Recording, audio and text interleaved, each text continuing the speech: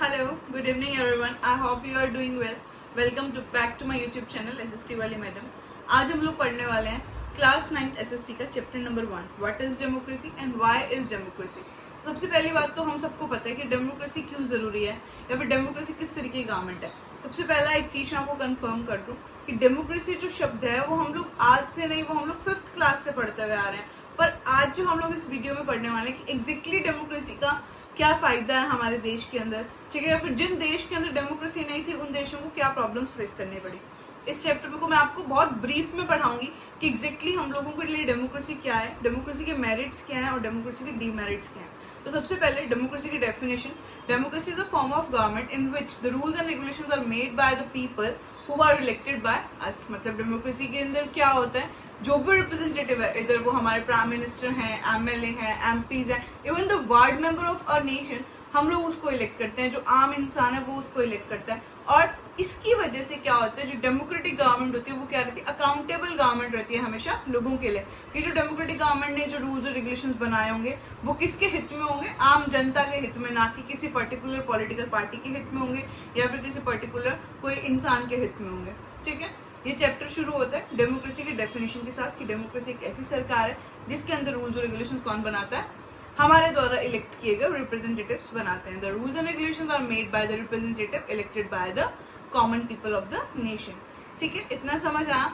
फिर उसके बाद हम लोग देखते हैं कि डेमोक्रेसी के फीचर्स क्या क्या है. तो सबसे पहला फीचर डेमोक्रेसी का क्या है कि यहाँ की जो गवर्नमेंट होती है वो लोगों के द्वारा इलेक्टेड होती है और रूल्स और रेगुलेशंस भी वही लोग बनाते हैं. हमें इसमें एक एग्जांपल दिया गया पाकिस्तान का कि किस तरीके से पाकिस्तान के अंदर जनरल मुशर्रफ ने क्या किया, डेमोक्रेटिक गवर्नमेंट को ओवरथ्रो किया और अपना रूल वहां पर लागू कर दिया. उसने क्या किया, मिलिट्री रूल वहां पर लागू कर दिया और डेमोक्रेसी को बिल्कुल खत्म कर दिया. वहां के लोगों को बहुत सारी प्रॉब्लम्स फेस करनी पड़ी. पर वहीं इंडिया के अंदर क्या है, एक ऐसी सरकार जो हमारे लिए काम करती है. सेकेंड फीचर क्या है डेमोक्रेसी का, 1 person 1 vote 1 value, universal rated franchise. हर इंसान की वोटिंग वैल्यू क्या रहेगी, 1. बहुत सारे देशों के अंदर क्या था, औरतों को वोटिंग राइट नहीं था.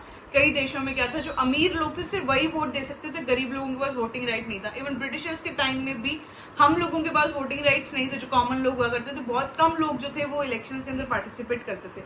पर धीरे धीरे जैसे जैसे टाइम पीरियड चेंज हुआ, इंडियन कॉन्स्टिट्यूशन ने क्या अडॉप्ट किया, डेमोक्रेटिक फॉर्म ऑफ गवर्नमेंट, जिसके अंदर यूनिवर्सल रेटेड फ्रेंचाइज उन्होंने मैंडेटरी करी कि जो भी इंसान 18 साल से ऊपर का होगा उसके पास क्या रहेगा, right to vote. Third feature है फ्री एंड फेयर इलेक्शन. हमारे यहाँ के इलेक्शंस फ्री और फेयर होते हैं. एक कॉन्स्टिट्यूशनल बॉडी है इलेक्शन कमीशन, जो उन इलेक्शंस को हेल्ड करवाती है. वो सभी चीजों का ध्यान रखती है कि इलेक्शंस कब होंगे, कब कितनी तारीख को होंगे, कब से कैंपेनिंग शुरू होगी, कौन कौन सी पार्टीज को मतलब टिकट्स मिलेंगी. ठीक है, और भी बहुत सारे फीचर्स हैं हमारी डेमोक्रेसी के. अकाउंटेबल गवर्नमेंट है, रूल ऑफ पीपल है, इक्वल राइट्स है, रिस्पेक्ट ऑफ लॉज, मतलब लोगों के लॉज का रिस्पेक्ट किया जाता है हमारी कॉन्स्टिट्यूशन, हमारी डेमोक्रेसी के अंदर, कि जो लोग हैं उनके जो राइट्स हैं वो सबसे ऊपर रखे जाएंगे. फिर चाहे वो किसी भी पोजीशन पे कोई इंसान हो, उसके पास ये राइट नहीं है कि वो किसी के भी राइट्स को, किसी की भी डिग्निटी को हार्म कर सकते हैं. ठीक है, समझ आए डेमोक्रेसी के फीचर्स. अब हम पढ़ते हैं डीमेरिट्स ऑफ डेमोक्रेसी कि डेमोक्रेसी के खिलाफ क्या क्या चीजें हैं. तो सबसे पहली चीज तो ये कि बहुत बार लोगों को समझ ही नहीं आता है कि वो किसको चूज कर रहे हैं. कभी कभी लोग क्या करते हैं, जल्दबाजी के अंदर या फिर इन्फ्लुएंस होकर गलत पॉलिटिकल लीडर को चूज कर लेते हैं, जिसके कारण कभी कभी सरकार काम सही से नहीं करती.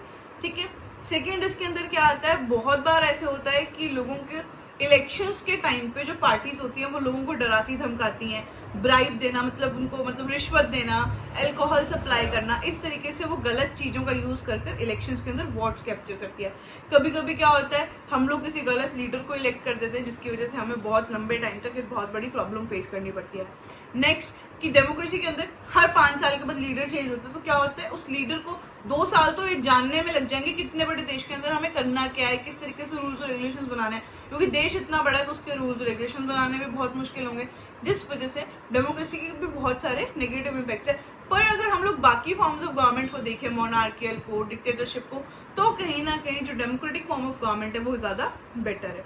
नेक्स्ट है मेरिट्स ऑफ डेमोक्रेसी. डेमेरिट्स बहुत सारे हैं, rule of law, rule of people, ठीक है, फ्रीडम, इक्वलिटी, अकाउंटेबिलिटी, सोवरेनिटी. ठीक है, हम लोगों को बहुत सारे फीचर्स आ रहे थे तो एक डेमोक्रेटिक गवर्नमेंट हमें प्रोवाइड करवाती है. ठीक है, रेस्ट अगर आप लोगों को इस चैप्टर से रिलेटेड कोई भी डाउट हो तो आप मुझसे वीडियो में कमेंट करके पूछ सकते हैं. अगर आपको इससे भी एक्स्ट्रा ब्रीफ में चैप्टर चाहिए तो I will give you the chapter description. Okay, so please अगर आपको वीडियो पसंद आई हो तो लाइक शेयर एंड कमेंट, ठीक है, जरूर करें और साथ में अपने दोस्तों को भी भेजें ताकि मेरा चैनल ज़्यादा से ज़्यादा लोगों तक पहुंच पाए। Thank you, have a good day.